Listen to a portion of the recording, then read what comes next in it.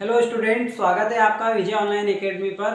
Half yearly exam के most important question की एक सीरीज हम चला रहे हैं, जिसमें हम विज्ञान के और गणित के कक्षा 10वीं के मोस्ट इंपोर्टेंट सवाल जो कि हाफ ईयरली एग्जाम में पूछे जा सकते हैं, उन सवालों को इन वीडियोज़ में हम डिस्कस कर रहे हैं। हम उम्मीद करते हैं कि आपको हमारे वीडियो पसंद आ रहे होंगे और आप इससे काफ़ी हेल्प भी आपको मिल रही होगी। तो देखिए, आज हमने जो पिछला वीडियो डाला था वो डाला था चैप्टर 1 का। चैप्टर 1 में विज्ञान के जो मोस्ट इंपोर्टेंट 5-6 प्रश्न थे जो आ सकते थे, उनको हमने आपको उन वीडियो में अच्छे से डिस्कस किया था। तो आज ये दूसरा वीडियो है दूसरे चैप्टर का। दूसरा चैप्टर का नाम है अम्ल और क्षार, अम्ल एवं क्षार। तो ये अध्याय 2, जो आपका अध्याय 2 है अम्ल एवं क्षार, उसका एक वीडियो है। तो सबसे पहले हम समझते हैं कि इस वीडियो से इस पार्ट में से हमने कितने नंबर का पूछा जाने वाला। तो इसमें हमको 6 अंक के प्रश्न पूछे जाने वाले हैं। 4 अंक का एक प्रश्न पूछा जाएगा और 2 ऑब्जेक्टिव पूछे जाएंगे। इसका मतलब है जो 4 अंक का प्रश्न आएगा वो बड़ा प्रश्न हमसे पूछे जाने वाला है। छोटा 2 नंबर का प्रश्न जो हमने पिछली वीडियोस में करा था, वैसा प्रश्न हमसे इस पार्ट में से नहीं पूछा जाएगा।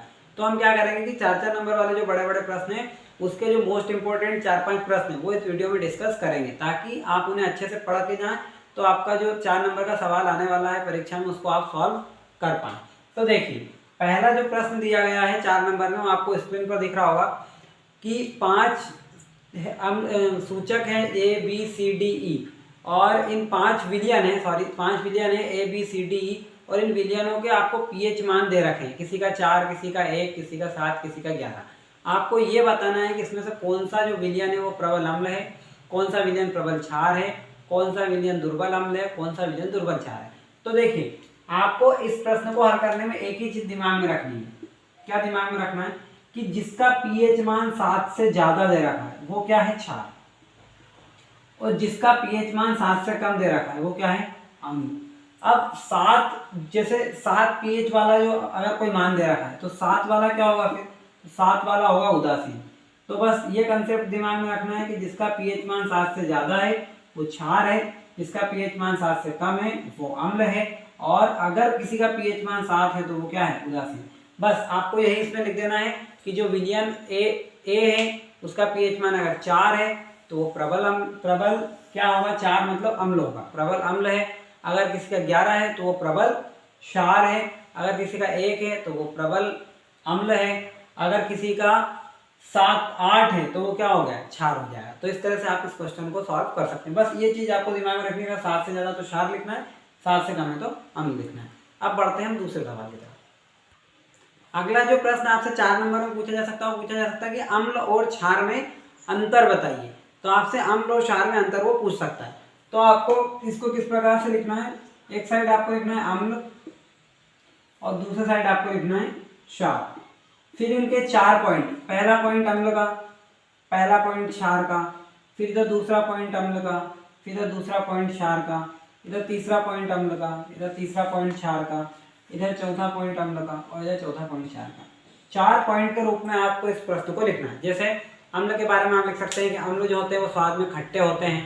क्षार के बारे में आप लिख सकते हैं कि क्षार जो होते हैं स्वाद में तीखे होते हैं, और ये नीले लिटमस पेपर को लाल कर देते हैं, और ये लाल लिटमस पेपर को नीला कर देते हैं। ये जो होते हैं जलीय विलयन में हाइड्रोनियम आयन यानी H3O+ आयन देते हैं, जबकि जो क्षार होते हैं वो जलीय विलयन में हाइड्रोक्सिल आयन यानी कि OH- आयन देते हैं। ये कौन सा देते हैं, H3O+ आयन, और ये देते हैं OH- आयन।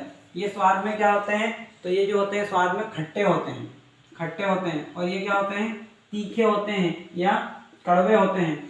और ये लिख सकते हैं आप कि इनका जो पीएच मान होता है वो 7 से कम होता है, और इनका जो पीएच मान होता है वो 7 से ज़्यादा होता है।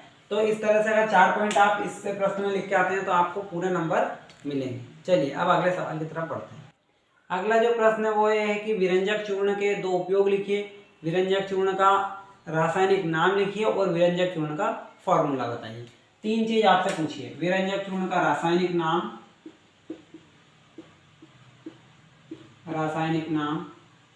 विरंजक चूर्ण का रासायनिक सूत्र, विरंजक चूर्ण का के उपयोग।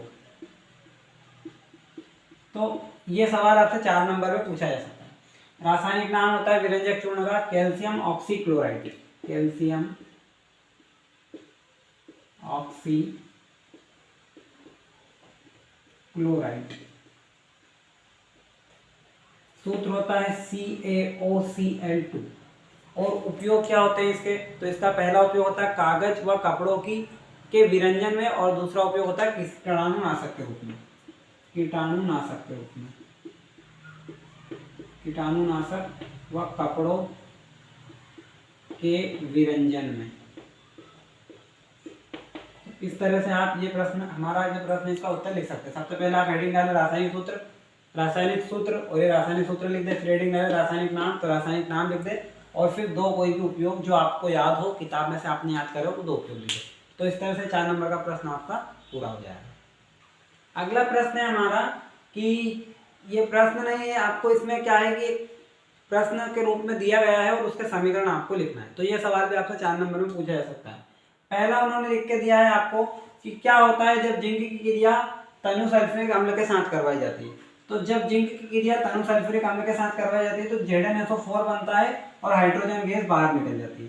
तो ये समीकरण आपको लिखना है, ये आपको हिंदी में लिख के देगा, फिर ये समीकरण उसमें आपको बनानी है कि तनु सल्फ्यूरिक अम्ल की क्रिया जिंक के साथ करवाई जाती है, तो ये जिंक क्या करेगा, इस SO4 के साथ जुड़ जाएगा और हाइड्रोजन क्या होगी, बाहर निकल जाएगी।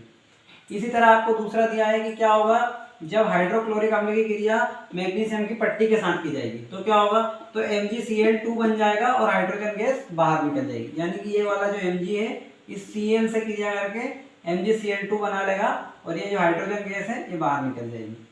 इसी तरह यहाँ पे क्या होगा, जब एल्यूमिनियम की क्रिया H2SO4 के साथ होगी तो क्या बनेगा, तो एल्यूमिनियम सल्फेट बनेगा और हाइड्रोजन गैस बाहर निकल जाएगी। आयरन के साथ अगर HCl की क्रिया करवाएंगे तो क्या होगा, तो FeCl2 यानी कि आयरन क्लोराइड बनेगा और हाइड्रोजन गैस बाहर निकल जाएगी। आपको कुछ नहीं करना है, सब में आप देख रहे होंगे कॉमन कि हाइड्रोजन गैस बाहर निकल रही थी। सब में से हाइड्रोजन को बाहर करना है, यहाँ से हाइड्रोजन को बाहर करोगे तो ZnSO4 बचेगा, यहाँ से हाइड्रोजन के 2 अणु बाहर होंगे तो MgCl2 बचेगा, क्योंकि 2 अणु इसके भी हैं 2 अणु इसके भी हैं। इसी तरह यहाँ पर क्या बचेगा, तो यहाँ पे 2Al है तो Al2 तो ऐसे ही जाएगा, SO4 का होल थ्राइस बच जाएगा और हाइड्रोजन गैस बाहर निकल जाएगी। इसी तरह यहाँ पर क्या FeCl2 बन जाएगा और हाइड्रोजन अलग बाहर निकल जाएगी। तो इस तरह से ये सवाल आप लिख सकते हैं। तो ये सवाल थे पूरे 4 सवाल जो हमने बहुत शॉर्ट वीडियो में आपको ये प्रोवाइड करवाए, बहुत छोटा वीडियो है, आप इसको देखिएगा। निश्चित रूप से इन सवालों में से एक सवाल आपसे हाफ ईयरली एग्जाम में 4 नंबर में पूछा जाएगा, और हो सकता है कि बोर्ड परीक्षा में भी इसमें से एक सवाल आपसे पूछा जाए। संभावना है, गारंटी तो नहीं है, लेकिन हाँ संभावना पूरी है कि इसमें से एक सवाल आ सकता है। वीडियो आपको कैसा लगा साथ ही अपने दोस्तों को बताइएगा, चैनल को सब्सक्राइब कीजिएगा, लाइक कीजिएगा और कमेंट करिएगा। धन्यवाद। जय हिंद, जय भारत।